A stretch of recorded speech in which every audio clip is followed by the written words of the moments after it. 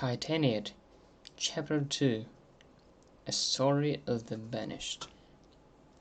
The very last and very gentle clarion strikes down me into the well of memories when chest plates were bullion, when Welkin sang a bell, when that of mine called Delassus the Harsh has found sleep in me in manner which the gods call a brush, and lent me then a promenade in pinkish tone that made me truly scar and blush.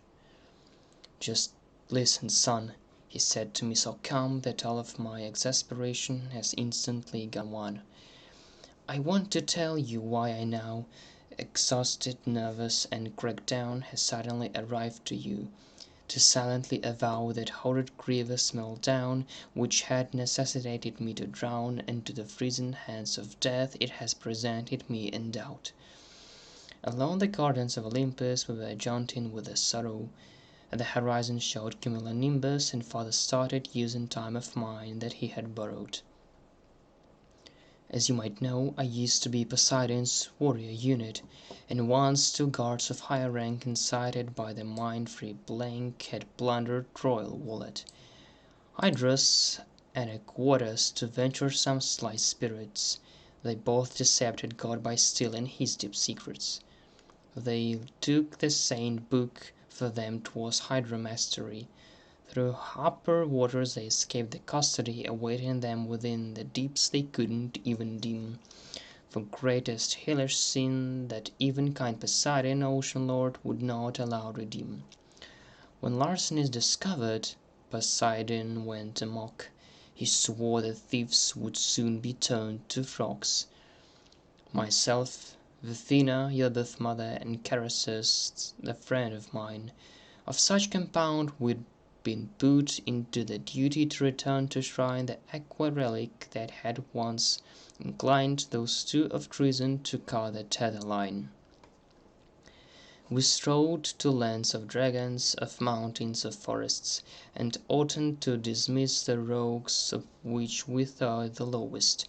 Pursuing them we rushed so fast that hadn't even noticed once that we had passed Atlantis first.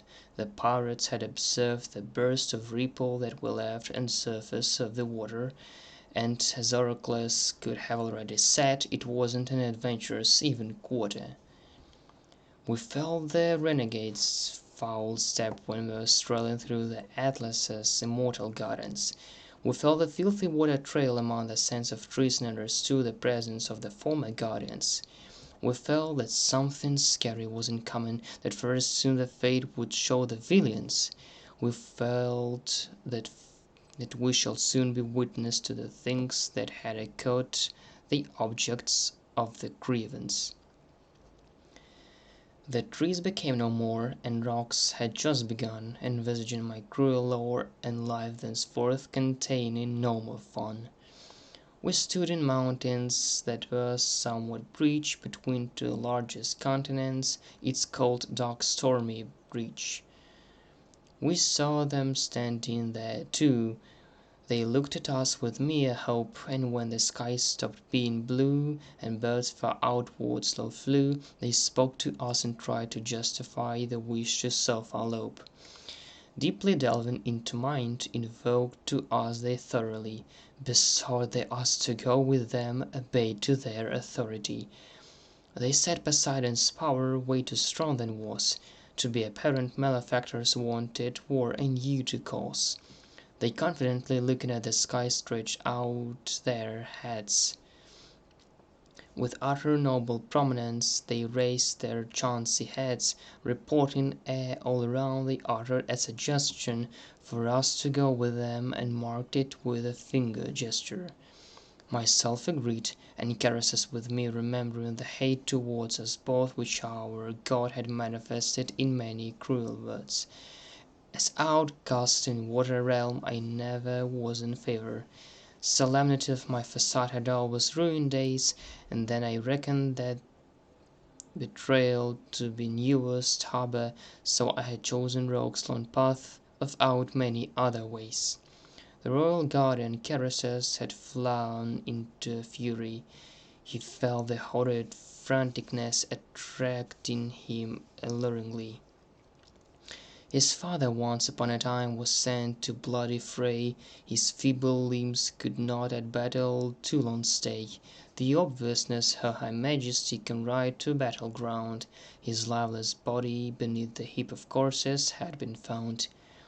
Thenceforth his wrath was warming water all around him, Thenceforth not even a single ray of Helios could pierce his soul with a gleam.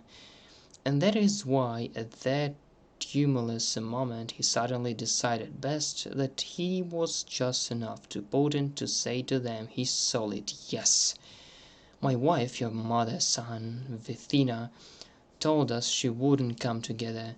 Her wisdom was akin Athena's, and as the verse was getting weather, the more decisive we became. We rushed into the black rocks. She started thinking of who was to blame in situation that made us became even a lesser man than foul folks.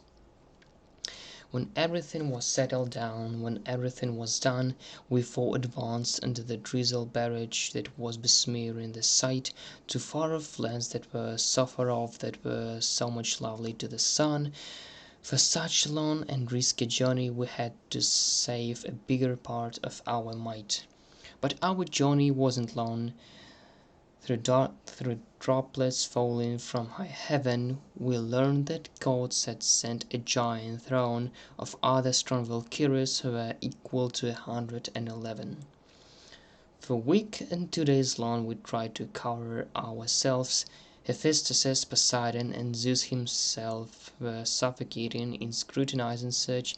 We dived in understanding we wouldn't then have wealth, and everything we were going to observe was only vile smirch. The more you get to a state which full of strong realization of seemingly strong estate we stood against the furtive contemplation about was going to partake in lives which were just small honeycomb in higher superb hives. Frustration made its haste and pushed us into rapid pace. We made it quick to perambulate into the ancient tomb because of understanding that wouldn't see we our home.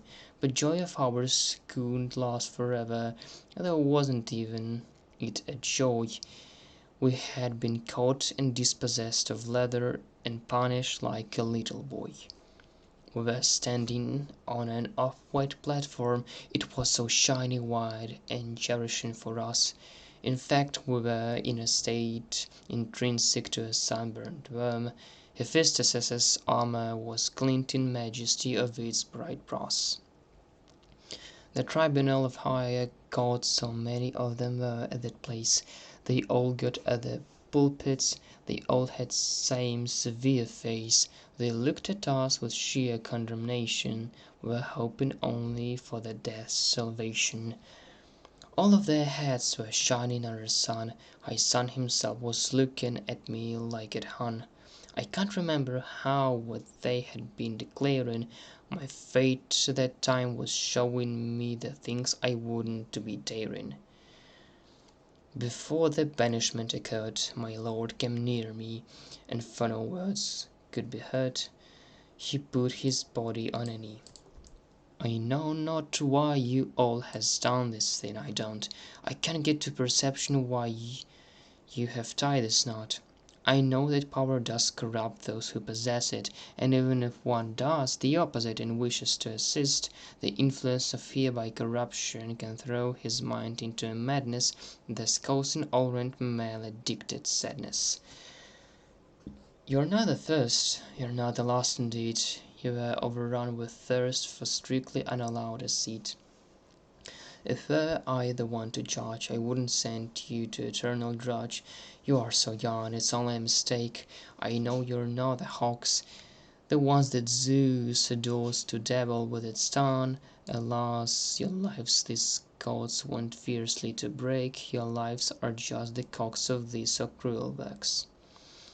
With all these words he stepped a little back. Zeus, the highest god, pronounced us so weak and slick, and Ares, standing all the time behind, started bashing our heads for all of us to grind into the most profound mild anguish. Thus this was way we were found outset to anguish.